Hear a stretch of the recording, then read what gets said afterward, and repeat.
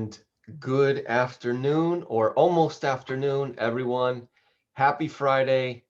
Welcome to the Friday session of the 2021 WOW.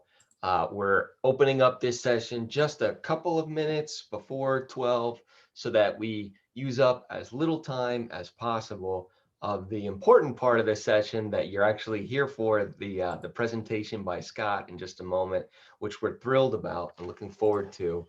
And in the meantime, we're allowing just a couple of moments for people to go ahead and start joining the session. We know that it takes just a couple of minutes for those things to load and to allow people in. I hope you're having a great week out there and that everybody is safe and healthy and warm, depending on where you are, right? It's some very interesting weather going on this week. And so we certainly send out positive wishes to everyone on this Friday. And we're glad that we've had the opportunity to have a great week of sessions that we've done so far. On Monday, we talked about leadership styles for creating resilient environments.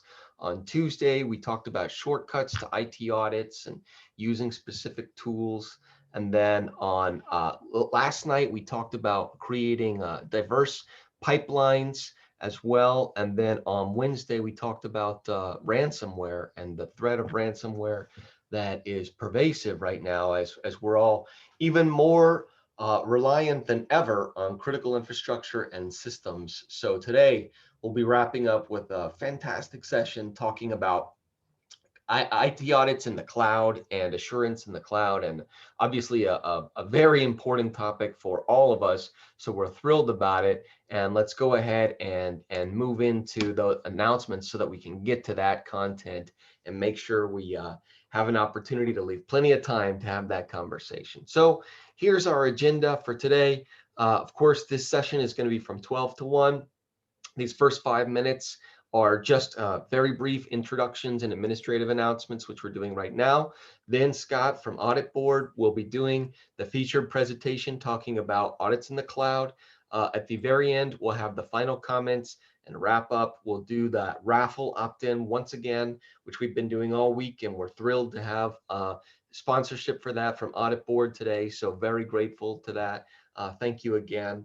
And then, of course, just like every other day that we've had these sessions, we encourage you to use the Zoom client for the best possible experience. That's that installed software on your local host. We know that not everybody is able to or allowed to use those types of software. So Chrome is often the next best option for full interactivity. And when I say interactivity, I mean things like the polls that Scott will be asking you to participate in his presentation, as well as your ability to ask questions in the Q&A module, which you can ask throughout the entire session, and Scott will probably leave until the end before he gets into those. But sometimes it's easier just to make those questions as you're going along. So the Zoom client and Chrome are your best options for being able to use those types of tools effectively. Of course, if you have very minor thing that we can help with, we on the ISACA side, feel free to put that in chat so that it's outside of the question and answer module, and we'll get to you as soon as we can. As a reminder, there are CPEs being given out for all of these sessions. It's easiest if you can log into Zoom using the same name that you use to register so that reconciliation process is easier. And those CPE certificates will be sent within approximately 1 week. I'm starting to see I'm starting to appreciate the complexity that will be involved in reconciling these 5 sessions that we've done this week. And as a result of that, there's a chance that it's going to be longer than a week. So please bear with us. We will get those out to you as soon as we possibly can. As always, it's very important to us to provide you that certificate as your evidence and making sure that you're satisfying your certification requirements. So now we'll move into some introductions to people that we're very thrilled to have with us today. First of all, my name is Rob Valdez. I'm serving as the president of ISACA South Florida. It's my pleasure to welcome you again to this 5th session of the WOW event for this year, which is virtual, and we look forward to a time when we'll be doing it once again in person. Also with us today Co-hosting the session is Maria Aris, our Director of Certifications, who we're grateful to all of her efforts in the committee for throughout getting all this work done to make sure that these sessions occur without a hitch. And then, of course, the ever faithful and diligent Sandra Paris, who has been working very hard behind the scenes to make all this possible as well. You can reach out to any of us by going to our website, isacasfl.org. I already mentioned the other comments about how to interact with the session.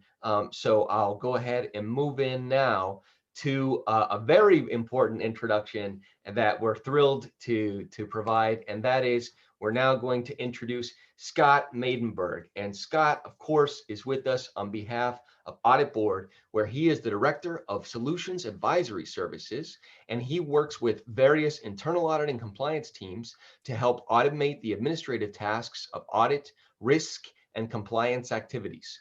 Scott is an internal audit leader with over 15 years of global business experience in financial information system operational and compliance auditing, SOX, business process evaluation and design, ERP system implementation and administration, mergers and acquisitions, cybersecurity, and fraud investigation.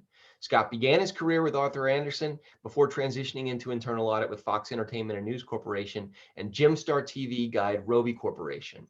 Prior to joining AuditBoard, Scott was the head of audit at Mobilite LLC, where he built the internal audit function from the ground up to an 8-person department focusing on agile audits, cyber and IT security, and FCC compliance. So we're thrilled to have Scott with us here today. Please take it away, Scott. Oh, well, yeah, thank you, Rob, and everyone. And again, everyone for joining us today. Happy to take part, and everyone should be seeing my screen up there about getting your head in the cloud. And again, as Rob mentioned, there is going to be a giveaway, and AuditBoard is going to be raffling off today 5 $100 Amazon gift cards. So please stay tuned for that as well. And just real quickly, if you're not familiar with AuditBoard itself, we're one of the top-rated GRC platforms out there, assisting many audit, risk management, and compliance organizations today with our solution. So please check it out if you're in need of that type of offering. But again, just kind of jumping in here on our kind of learning objectives, just want to kind of level set on what we're going to cover. And one that is, what is cloud technology? Many people have their own idea on what it might be, but I want to make sure that we're all kind of set on the same page today. And then from here, we're going to dive into why risks are different in the cloud and what we should be doing to address and make sure that the management is focusing on these risks appropriately. And then, of course, we can't have any type of conversation around cloud technologies without mentioning service organization control reports, SOC reports. And we'll talk about this and mapping back to your organization's specific risk. Lastly, we'll then also focus on some of the things that we can do when your organization is looking to bring on a service provider and implementing a cloud technology, especially during the procurement and design phase. One last thing that I just want to point out is no matter your background, whether it's IT focused, financial, operational nature, and so forth, this presentation is really going to be tailored to be more holistic and address kind of really all sides of the fence. I welcome your Q&A, and as Rob mentioned, I'm going to be really homing in on today on the content and then focusing on the Q&A at the end of the session. So please share your questions, and as the time remains at the end, we'll be addressing those. So want to just kind of right here go into this here, and it says, I was hoping for a slightly more detailed explanation of how cloud computing works than it's just magic. And I love this little sketch here because I really think it puts in context why it's important to level set on what cloud technology really is. As I previously mentioned, it really varies from person to person, and we often take for granted that a lot of things we use in our everyday lives is supported by cloud technology. So, it's just, I think if you ask your colleagues at work, you ask family, friends, they may have a different take on what really cloud technology is. And with that, let's start off with our first polling question.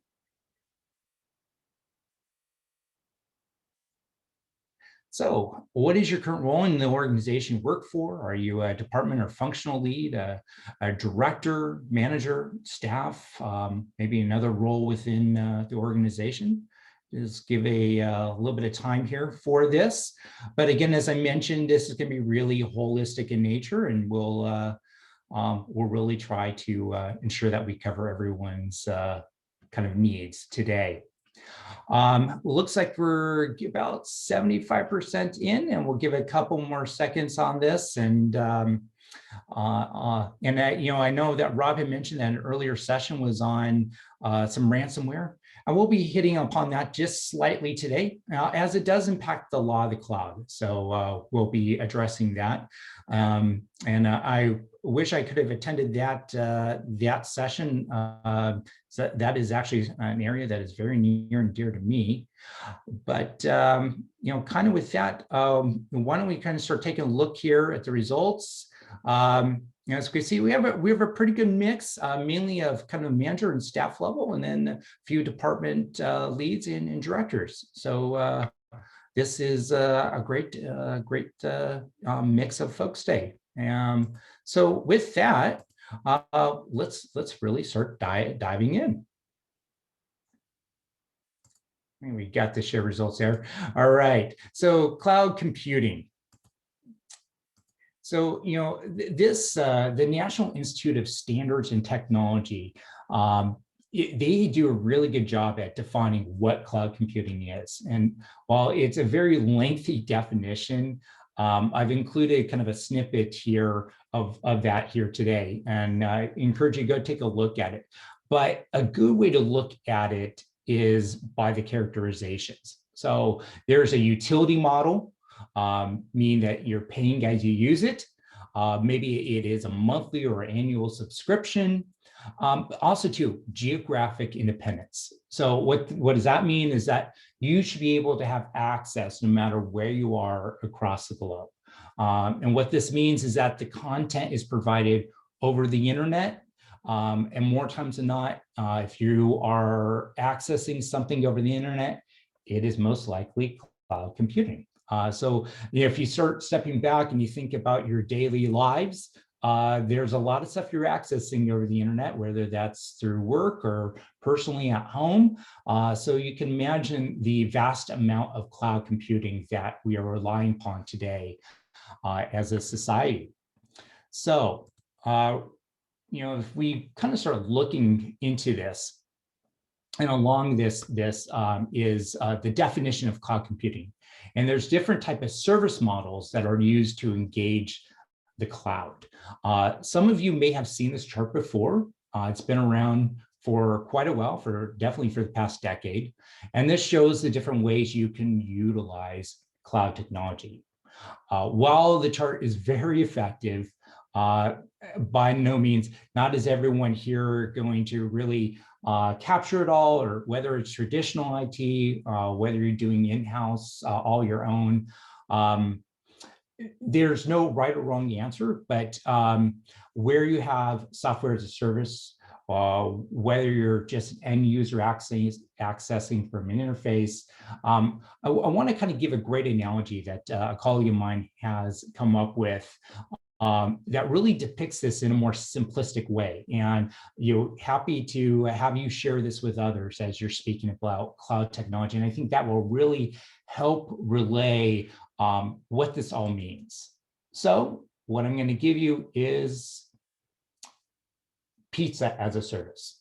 So traditional IT is going to be where you make a pizza at home. So, that is definitely on the left-hand side. So you're going to go to the store, you're going to purchase all your ingredients, and you're going to use the home as the whole process and to make your pizza.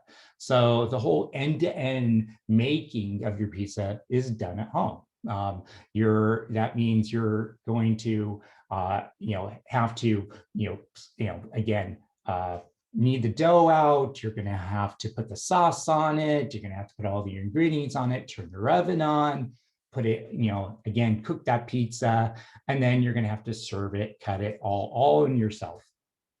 So again, this is more like traditional IT of the legacy technology, where all the hardware is being procured, it's being set up, we get the users set up internally, and so forth. This is kind of what we have seen. And then kind of moving to the right, the scales out where now we're taking on a little bit less of the responsibility. And this kind of moves into what I call as, infrastructure as a service.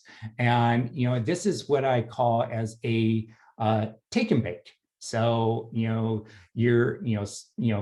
again, someone else is making that pizza, but now you're still coming in, you have that whole dining model, you still need to cook that pizza to your specifications, put out your own plates, clean up your own dishes, and so forth. And then this moves on to, the platform as a service. So what I like to, say in this one, this is where, again, you're going to have a pizza delivered to your house. So all you're now supplying is your table and, cleaning up your dishes and so forth. And then finally, the last is the software as a service. So what I like to use on this one is you're going to go to one of these, kind of pizza places. Here in Southern California, we have what we call mod pizza. There's Blaze Pizza and so forth. You might be familiar. Where you're going, you're telling them which ingredients you want. They're putting it in their oven. You're eating it. They're using their soda machine. There's nothing you have to do. There's little or no IT middleman involved in this case. So this is a great way to depict these service models if you ever have time on that. So, from that standpoint, let's go on to our next question here, pardon me. And we're going to start talking about deployment models and the use cases. So to go along with what we just talked about, the deployment models and uses within a cloud environment. So this goes more into how you are storing and managing your data in that cloud environment. So what we have here is a private cloud model. This could be in your own organization or potentially outsourced to a third party. The big note here is that it's dedicated equipment and technology that is managing that. So it's not shared with any organization. The way I like to depict it is that, whether this is your own car. So whether you've purchased it or leased it, sits in your garage, this is yours to use on a day-to-day basis as you see fit. So then we have what's called the public cloud model. And this is where equipment and technology are provided by a third party, such as Amazon Web Services or Azure. And a majority of the web services you utilize in your day-to-day lives are most likely hosted on a public cloud.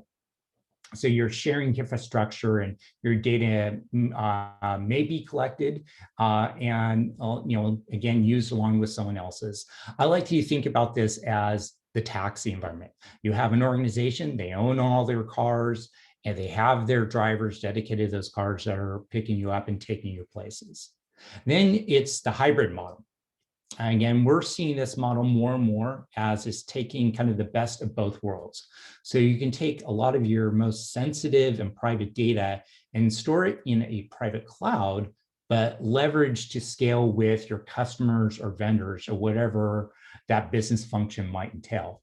So I like to think about this as kind of that Uber or Lyft model. So again, you have a private individual with their own car, whether they purchased or leased it, but they're working and acting sort of like that taxi model and helping to pick up other customers and take them to where they need to go. So that's a kind of a way to think about those models. So now let's kind of move into the service level. So going along with those cloud models, let's especially look to risk and how we're managing our clouds, and especially when it comes to those unmanaged and managed clouds.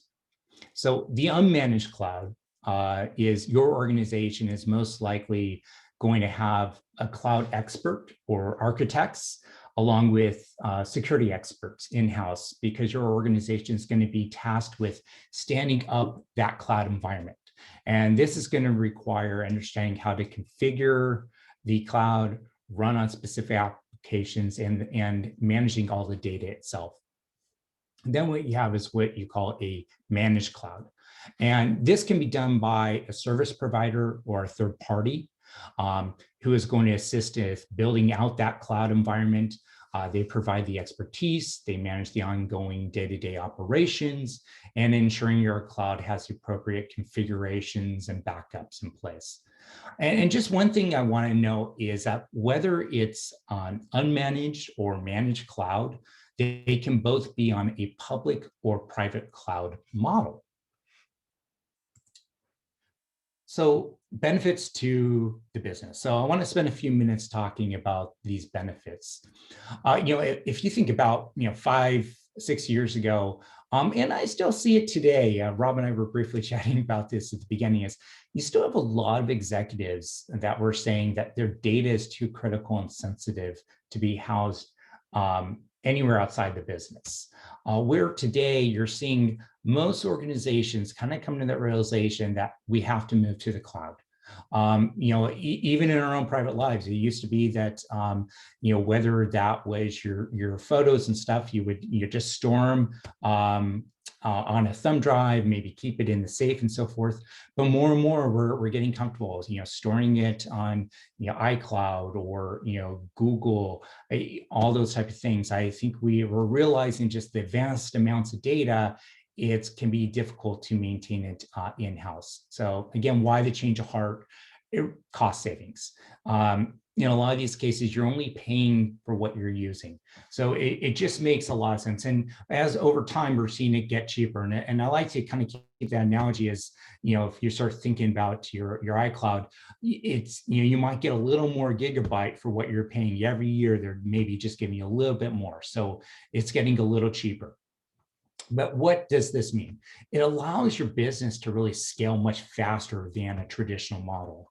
So, for example, if you go through the whole procurement process to get equipment that you need, set it up, implement, and support a growing business, that could take 6 months to a year.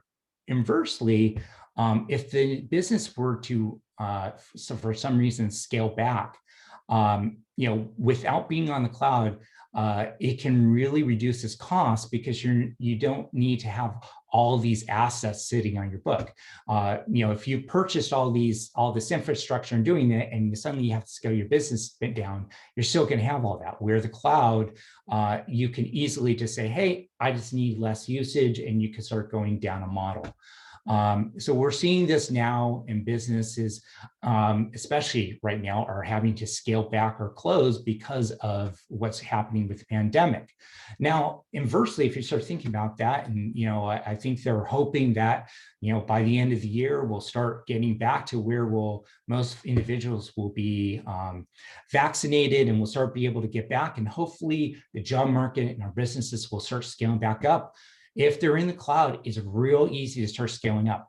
Otherwise, you're going to have to maybe start buying equipment and so forth. So you can leverage the cloud's providers' expertise to help you focus on your core business. And again, time is money. So, that's what I just want to mention, is there's a lot of benefits here. So I want to cover one last thing, and then we'll go into our next polling question. But is your organization in the cloud? So this is a survey that's put out by Flexera RightScale. And this is typically put out once a year in the January, February timeframe. And it's a really good indicator of cloud adoption across all industries. And this is all based on discussions with top executive management, all the way down to middle managers at various organizations. And the poll is aligned with the average of about 3 to 4, as you can see here.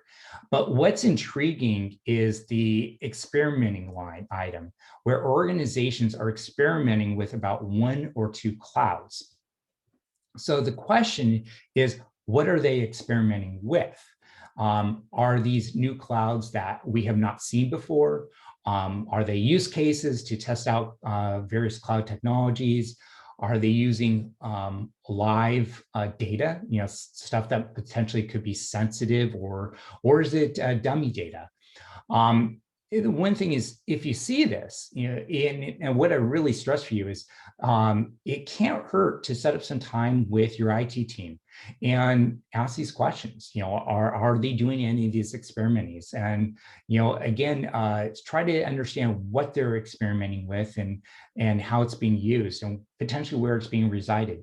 If you do find out that they're testing it, again, maybe there's some sensitive data that's on there that really should not be. So this could be a great exercise to take a look into. So with that, why don't we move into our next polling question? So in your opinion, what is the top challenge to adopting cloud technologies? Security, governance and compliance, lack of resources and expertise, performance, and managing cloud spend.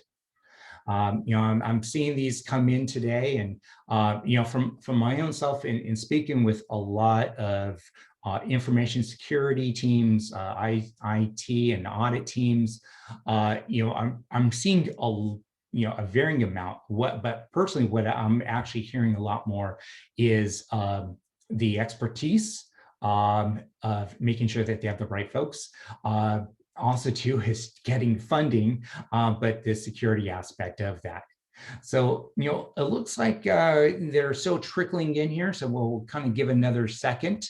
But it's just kind of going back to what we were just talking about before. From a security standpoint, I definitely see this polling here very, very high.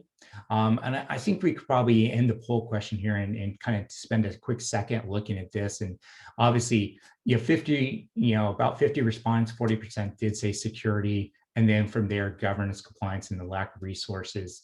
But yes, security, and one of the things I'll talk about in a moment, is definitely top of mind, especially as we start thinking about what's transpired over the past year with various breaches and what's happened, transpired in our own personal lives, and that is definitely top of mind. But lack of resources, expertise, I think that is definitely something internally, and that kind of goes hand in hand with kind of the funding.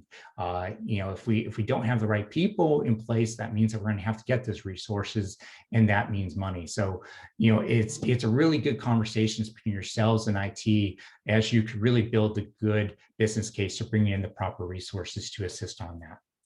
So with that, why don't we move on to kind of the next topic here. So pardon me here. And the top challenges that are facing cloud adoption. So again, this is another kind of grid that came from Flexera RightScale, talking about the cloud challenges. So, the big takeaway here, which was very in line with the survey we just took, is security. And that is what is really top of mind with a lot of IT professionals. The shift has been in the previously, it was managing the cloud spend, and that was previously, but I think that as more and more organizations are really moving to the cloud, we're seeing that kind of being a less concern. IT teams are really kind of getting more managed on that and managing multi-clouds. But again, it's that security aspect. Overall, enterprises are gaining the experience with cloud, but due to the growing number of workloads in the cloud and the development of hybrid and multi-cloud strategies, again, what is happening globally within the world and environment, geopolitical, enterprises still face that severe challenge around that security aspect. But again, as you can see, managing the cloud spend and governance really are top of mind. So it was great to see that the survey results and from the poll questions really do align. So that is a fantastic thing to think about. So again, top challenges for SaaS. So for that software related challenge, again, this is coming from Flexera Brightscale. What they found is that understanding cost implications of the software licenses is definitely a challenge. So this is slightly higher than in prior years, but software providers have various usage rules focused around when you use, how you use, and where you can use a lot of these SaaS technologies. And the ability to monitor and manage adherence to all these rules is really one of the most challenging aspects, and runs the risk of paying more if there is overages in any one of the areas. So the last time here is knowing when licenses are no longer used in the cloud. And that is important from an audit perspective, and I'll touch upon that in just a minute. But again, all these really relate to is the cost. So it's how you're managing that cloud could result in very costs, and constantly keeping monitoring on this. And so I'll talk a little bit in a moment about how you can really, your organization can manage this and what you can do to help them out. So again, where should internal audit or other various functions very related to this start? In the same survey, the cloud professional found that 30% of our cloud spend is wasted spend. And that's a significant amount. So spend is less likely efficient, as many organizations tend to underestimate the amount of that waste. So in working with customers to identify waste, what Flexera found was on average, the actual waste was about 35% or even higher. So, I mean, just think about that for a moment, about that 1/3 of your spend is waste. So this, again, is a great opportunity for us and a great project to assist your InfoSec team, your CIO, in identifying and reducing this waste. And you'll really come out a hero if you can say, hey, we're wasting about $1 million or $2 million here that we could start cutting that spend on and utilizing for other areas. So one of the things, let's start diving into deeper on what type of things you can do. So one of the things is have a conversation with your business about discounts and how that can be potentially leveraged to reduce waste spend. Sometimes the standard procurement process does not address discounts offered by the various cloud providers. So your organization may not be asking for discounts or do not take advantage of the right discounts. So, however, taking a closer look at provider discounts could uncover opportunities to reduce costs. So, for instance, one of the interesting facts that you'll see here is that just over half of Amazon Web Service users actually leverage their reserved instances, about 53% in that case. And then only 43% of Azure users actually leverage some additional discounts that they provide. So there could be some real quick wins there. So one thing to keep in mind, if you do go back, AWS, Azure, and Google all list their discounts. So you could really go online, see what those discounts are, and then have a real authentic conversation with your cloud team and procurement, just making sure that they're taking advantage of the discounts of what is out there. So again, could be really good for yourself and make you look really good in that instance. So policies to optimize that kind of cloud cost. So here we're going to see about these policies that organizations are leveraging to optimize costs. So cloud cost optimization policies can save time while ensuring the organizations monitor their environment and consistently are not eliminating waste. So we should be examining what policies we have within our own organizations and ensure that we're taking advantage of these. So, for instance, shut down workloads after hours. If we're not using it at a certain time, are we just keeping the system running, or could it be shut down, maybe during non-peak or during off hours? Right size the instances. So make sure that we're not using cloud technology when it's not needed. Look at expiration dates. Is anyone going back to look at these? Is there, I personally was at an organization that put in cloud communication tool, and 6 months into it, half the company was ended up using another communication tool altogether.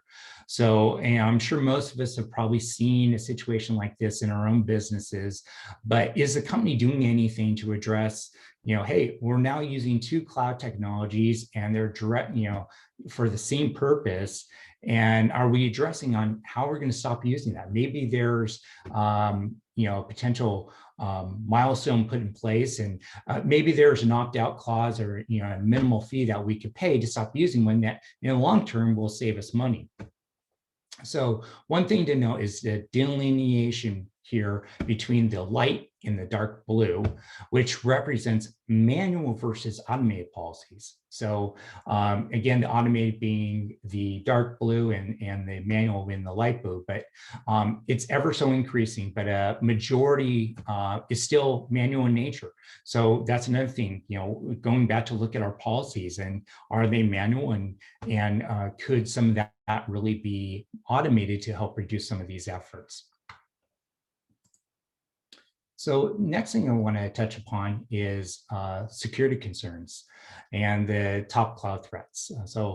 Now that we've spoken to our InfoSec team, chief technology officer, and found some of these improvements on where they can, save money and so forth, we can really start spreading goodwill. And what we can do is move to the next side of the conversation. And again, that's compliance and security. So if you can help them identify ways to save money, they may be more inclined to listen about where to spend the money. So from that standpoint, security is security remains a big concern from a cloud perspective. So one of the organizations that does a lot of research into cloud security is the Cloud Security Alliance, which was founded back in 2009 to help cloud security, and now has about over 200 member organizations that contribute to the guidance and white papers and controls. So one of the white papers they continually update is around the top cloud threats. And so the most recent highlights is what they call the treacherous 12, which you can see here. While a lot of these exist on site, they are really amplified when you go into the cloud environment. So what the CSA found is that concerns such as denial of service, cloud security provider data loss, and system vulnerabilities, which all featured here in the previous Tetra 12, are now actually rated lower than they, and some have even dropped off the list. But per CSA, these emissions kind of suggest that the traditional security issues that were under the responsibility of, say, a cloud security team seem to be less concerned. So instead, what they're seeing more of now is a need to address these security issues, which all of you really kind of saying is top of mind, and that are situated higher up on the technology stack, that are the result of more senior management decisions. So what this is suggesting that as we mature in our consumer understandings of the cloud, the issues are inherently specific to the cloud, and thus what it's indicating is that our technology landscape, where consumers are actively considering cloud migration. What we really need to ensure is that our organization is taking the necessary steps to manage the risks that you're seeing here in the cloud, and that because one of the things that we have to often think about is we don't have direct control over this. So for instance, if credentialing and access management, if you're using a unique login and password or taking advantage of a single sign-on to utilize the control authentication and still within your own environment. But in a lot of cases, these systems and application vulnerabilities, it's not just the software in your environment, but it's the software you're taking advantage of that's, again, hosted on a cloud provider. So again, it's what steps they are taking to protect these. So, account hijacking, these are becoming more common in today's environment. Whether it's phishing or similar attacks, criminals are using these efforts to get user names and passwords. Historically, when things were on site, if a criminal had the username and password, they still had to get past your internal firewalls. Now that it's online, it's potential that it could be easier to expose this information. Malicious intruders. Now you not only have to worry about those inside your organization, but those who work for the cloud provider. And I'm sure you're kind of seeing a trend here is that all these here have existed, but they're only now heightened because of the cloud environment. So I do also want to point out about data loss, and it's not to be mistaken with a data breach. But what if the cloud provider has a fire or their service is completely wiped out or data is lost? Some cloud providers have stipulations in their agreement that put the onus back on the consumer and not necessarily on them. So that's something else that you may want to also consider. So the data breach costs. So this is interesting, and this was their from the IBM and Ponemon Institute, their 15th research report. And this global study found that on average, the cost of data breach is around 3.9 million. And it's interesting that this is a global average. Here in the US, we are the highest country cost at $8.64 million. So, that's a staggering amount. The United States is really double what the global is here. Now, from an industry standpoint, the highest industry cost is healthcare at around 7.13 million. And now this really should not be surprising if you think about the volume of personal data that is being maintained by the healthcare industry, but also too is with the impact of COVID and the reliance on our insurance organizations, our healthcare system. It's been put on such a burden that there is going to be a lot more breach on this industry. Now, another couple of things I'd like to point out here is the average cost per lost or stolen record is about $150. And it's taking about 280 days to identify and contain a breach. So, if you think about that, that's, a 3/4 of a year to identify and maintain a breach that's already taken place within your organization. Another key takeaway is that the average total one-year cost year over year actually has decreased by about 1.5%. If I had showed this to you last year, there was actually an increase of 1.5%. So again, that is, while a good factor, there's still the total cost of the data breach. While that may has declined, the number of the breaches is still on the incline. Taking a quick moment to address the pandemic here. Obviously, we're living through that, and it's almost we're almost 1 month away from the whole year of us kind of all going through a major lockdown. But of the organizations that require remote work as a result of COVID-19 and the mass increase, 70% said that their remote work would increase the cost of a data breach. And 76% said they would increase the time to identify and contain the potential data breaches. And having a remote workforce was found to actually increase the average total cost of data breach of the 3.86 million by nearly about $137,000 for an adjusted total cost of about 4 million. And one last point I do want to point out here is what they call the mega breach costs. And companies that experience breaches of more than 1 million records continues to see costs that were many times over the overall average. And in a sample of very large data breaches, breaches of 1 million to 10 million records on average were around $50 million and more than 25 times the average cost of the 4 million that we see here. So again, in breaches of over 50 million records, the average cost was about $392 million. So some staggering numbers here that we're seeing.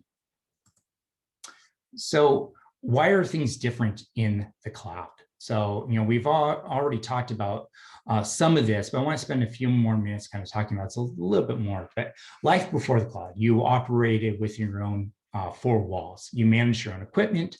You controlled your own personal firewalls. There were layered defenses. You had to log into the network to log into the application. And there was a known and manageable security parameter. So transitioning to the cloud, that four wall model still exists, but now you're adding in what I almost call a fifth dimension with the cloud solution, whether it's Office 365, Google, Salesforce, ServiceNow. These are all applications that can be accessed through a web browser, whether on-prem or remote. So the question now becomes, how do you manage these additional devices with limited visibility and tools provided by the cloud provider? So let's start thinking about these kind of threats and how they're different. So to summarize this, the attackers would infect the devices, and now they go after the user. So again, as I can mention before, if I got your username password, I can try to go to your Office 365 or your Dropbox. We used to have to track and monitor the local network backdoors, and that we understood. Now you must track and monitor these cloud application backdoors that you know less about. So also you have to understand the interaction between your software and that platform. So before there were multiple layers of security and it was easy to lock everything down, now it's kind of an immediate access to data. So finally, we have this whole private cloud, and now we have this, whole cloud to a cloud ecosystem. So it's easy to see how this whole shift to the new world where everything is instantly accessible. So, what can we do to identify and discover what exists in the environment? Again, are we allowing individuals to bring their own device? Do we have software in place to manage what individuals can and cannot access? How are we managing user roles with various SaaS solutions? Is everyone an admin? Are we managing separate roles? What is our device posture? How do you know that these devices are secure or locked down to limit the ability for an attack? And finally, how do we discover which applications are being used? The easiest if you have a security team that is monitoring traffic in and out of the network through proxy servers or other monitoring devices. And are there IPs that are frequently visited? And what addresses those IPs? Again, Slack, Dropbox. And once you know what you have in use, it goes back to what are the sanctioned services? So what insight do you have into, say, shadow IT? It's easy for someone to purchase a cloud solution with a credit card without the knowledge of IT. So, I think that this is really something that's top of mind with your IT teams. I know definitely in my organization, this is top of mind, and there's constant new measures and solutions and processes, especially automated processes, being put in place to help alleviate a lot of these items here. So, going back to the Ponemon Institute study, one of the interesting things is when they examine data breaches, and 51% of the data breaches are the result of a malicious or criminal attack. And as you can see here, just so you know, that's about a 3% increase year over year. But the other major reasons for data breaches are a result of human error or system glitches. So we often think that a data breach are from a criminal intent, but what we're actually seeing here is that almost half of these are simple intrusions due to human error and system glitches on our own personal end that are exposing the data. In fact, the total cost of a system glitch was about 3.24 million, while human error resulting costs of about 3.5 million. So this really all goes back to ensuring that we have controls in place to prevent some of these. So just want to take a minute to kind of talk about a few more items, and then we'll go into one of our final polling questions here. But again, the major security breaches that we've had in 2020, obviously we all know about SolarWinds, but there are some other things. And if you think about First American Financial, again, 885 million records that were obtained, including social security numbers. And essentially this was a result of a design defect in an application that allowed unauthorized access to data. MGM Resorts, 10.6 million guest records were taken. And again, unauthorized access to a cloud server. So monitor and response. How do we monitor and respond? So the key is to reduce the number of administrators. How are you managing those roles and responsibilities within your cloud service tools? Google Apps, they on average recommend about 4%. Box says about 2%. Salesforce says on average there's about 7% that are administrators. And again, the number will depend on the organization, your size, but it's really about finding the right number of administrators to maintain business as usual without increasing the risk. Again, we also want to monitor the administrator. Have backdoor incident response plans been put in place? And per the Ponemon Institute, by having an effective backdoor plan in place, you can actually reduce the per record incident by almost $14. Remember that I said before it was about $150 a record. You could reduce that by about $14. May not sound like much, but if, based on the millions of breaches that take place in about, almost 3/4 of a year to resolve, this can quickly add up. Also monitor third-party apps. What cloud activity is there? How are they connected? How are they interfacing? How are they talking to each other? So some really interesting facts there that we wanted to talk about. So with that, let's go into our next polling question.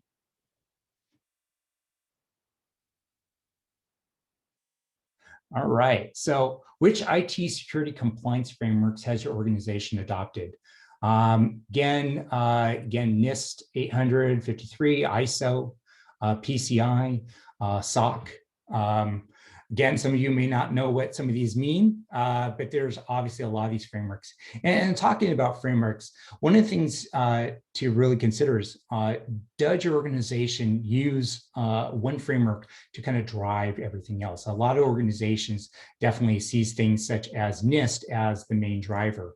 So, that is something that is something to keep in mind, that could be the driver. And again, with all this will be your common controls that flow through all these.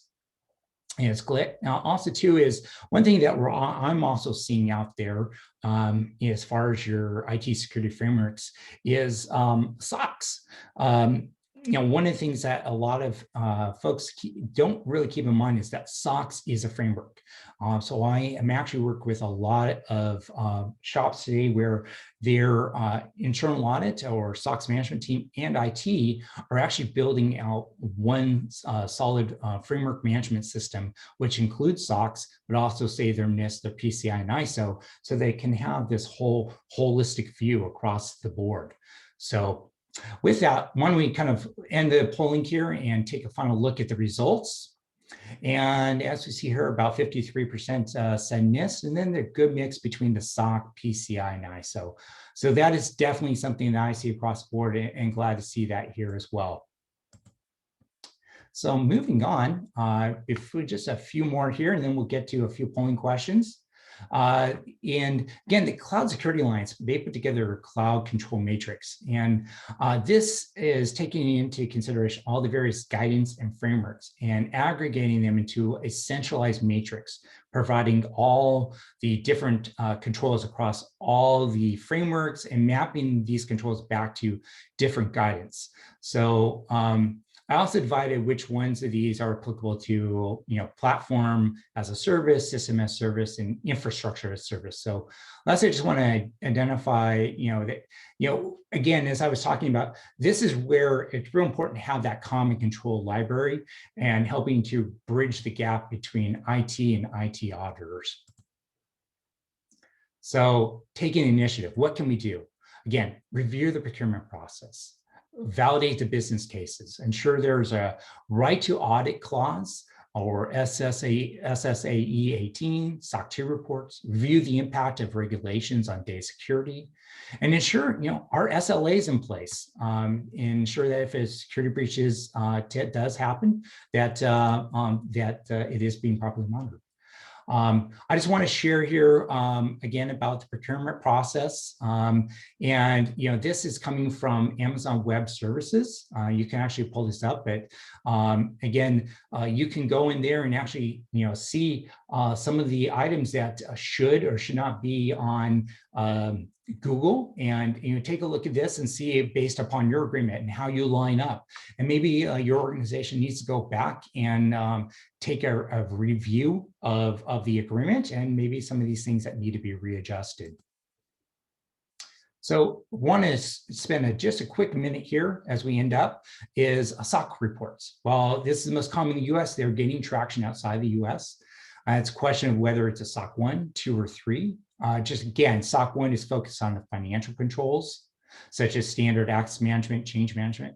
SOC 2 takes a bit further and goes more into your security controls and privacy, not necessarily focused on that financial. And then SOC 3 is essentially a SOC 1 stripped down at that point. But when looking at SOC reports, make sure you have a type 2, which tests the effectiveness report versus type 1, which tests a design at a point in time.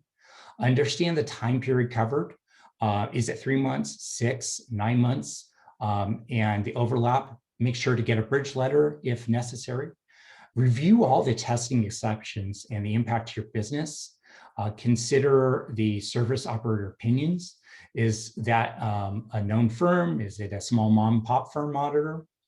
User entity controls. These are important as a cloud provider has responsibility to provide you with some of their controls, but also, take advantage of these and understand your own control environment. And does your organization have the proper controls should the service provider have a breakdown in their own? So, but the cloud provider may be outsourcing part of their services, and that's a carve out that sometimes we don't consider. So definitely take that in consideration.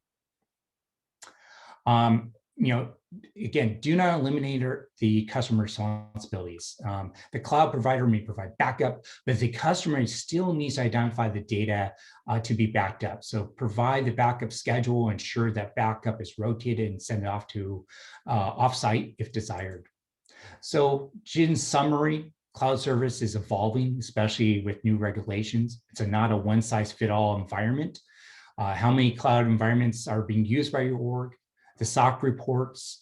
We should be engaging with our IT and InfoSec teams, and leverage the tools out there, such as Cloud Security Alliance, to help identify some of those common controls. So that is where we end up today. Rob, I know that there are a few housekeeping items to address, but do we have time for maybe 1 or 2 Q&A questions? Yes, of course. And maybe while you're answering some of those questions, I'll actually also at the same time present the opt-in poll for the raffle, which AuditBoard has been supporting and graciously providing those gift cards. So yes, please go right ahead and answer some questions. And everyone, I'm going to present that poll to opt in for the raffle. Yeah, great. So just reading a couple of these questions here. Why does the US have the highest country costs for data breaches? A great question. A lot of that, from what I have looked at and examined, is the fact of the vast amount of the data and cloud usage that we have. And if you think about where Amazon Web Service and Azure, those are all US based. So there's the biggest reliance on cloud here in the United States over a lot of other countries. Also, too, if there's countries such as China and stuff that again, they have certain restrictions on usage of various cloud platforms such as Facebook and the like. So there may be less and less usage of a lot of the platforms that we here in the U.S. really take advantage of. And if you think about that, again, these breaches and the costs. It accounts for a lot of things, not just your business, but what happens on a personal basis in small businesses. We have a lot of small businesses now that are relying on very more simplistic, such as QuickBooks, which used to be that was something you'd store on your computer, but that is now in the cloud too. So all various type of size of businesses and types of businesses, and the vast amount of data is being used. So that really takes into account why the U.S. has the highest amount of things. Another question that came in is cloud technologies such as AWS and Azure allow for complex role-based policies. And it says that it's hard to get a simple view of what these policies grant and to whom. I know this is hard to govern and review. Great question. One of the things that I would really recommend, especially if your company is doing this and they should be able to get access to this, is AWS and Azure have their own SOC 2 reports. If you can, I would try to get, and I'm sure your IT team has a copy of this, especially if they have technology sitting on those cloud providers, is to see if you can get access to those SOC reports and take a look at those and take a reading. It can be quite eye-opening, and you actually will get a great visibility into the measures that they put in place for themselves to handle all of that. So a lot of great things there. But I know we're kind of heading here right at the top of the hour, Rob. So, but a lot of great questions and happy to attempt it. Again, thank you everyone for allowing me to participate today.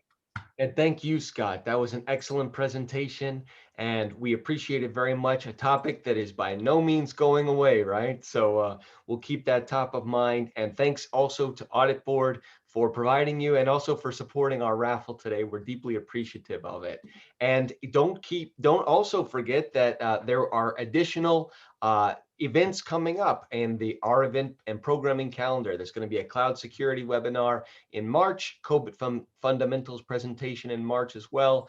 And the ever important board elections will begin on April 1st. So if you are ready to serve, please go ahead and go to our website, isacasfl.org. The self-nomination forms are there. We would love to have you. I would be thrilled to welcome your participation into the board, and we'll have our annual general meeting in May. And since we already did the raffle opt-in there, I'll just go ahead and remind everybody that you can always reach out to us at any of these methods of communication. And thank you once again for participating in the 2021 WOW event. I hope that you've enjoyed it as much as we enjoyed presenting it to you. It's been a thrill to have you all here for a fantastic week of conversation and discussion and thought leadership. And so I'll wrap up by saying thank you again to the entire ISACA South Florida board. Thank you to Scott. Thank you to AuditBoard for an excellent presentation. I hope you all have a wonderful rest of your day and a wonderful weekend. We look forward to seeing you very soon. Take care, everyone. Thanks, Scott. All right. Well, thank you both. I'm going to jump. I got a meeting to get to, but thank you again for having me today. All right. Bye. Thank you, Scott. Bye. Thank you, everybody.